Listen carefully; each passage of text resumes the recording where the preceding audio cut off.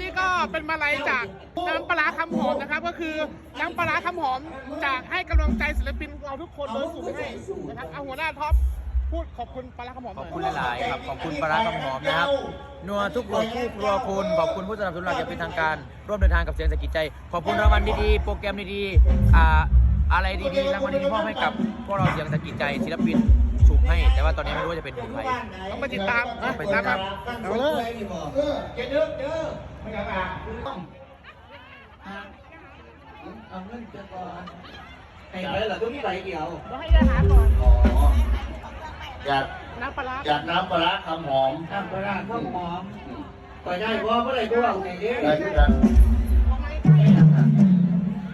นี่ยังไง ใช่ โอ้ปลา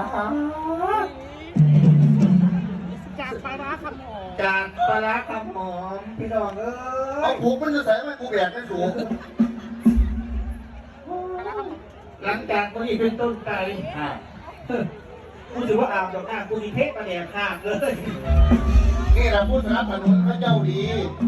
พูดสนับสนุนคนไหนที่จะปินไม่ดูไม่กินขอบพระคุณหลายๆสำหรับปลาข้าวหอมพี่น้องเอ้ยชื่อเป็นอีกว่าอีกว่าเงี้ยหน่อยเฮ็ดใช้เงี้ยกระแสบได้ใหญ่ใช่กระแสบพี่นี้หลายคนก็ใส่หอดขอดซองแม่พ่อบ้านคือของพ่อเด็กใส่ขอดซองจากกันนะว่าใช่อะไรกระแสบแม่ขอบคุณหลายๆอยู่กับต้นดูดีมี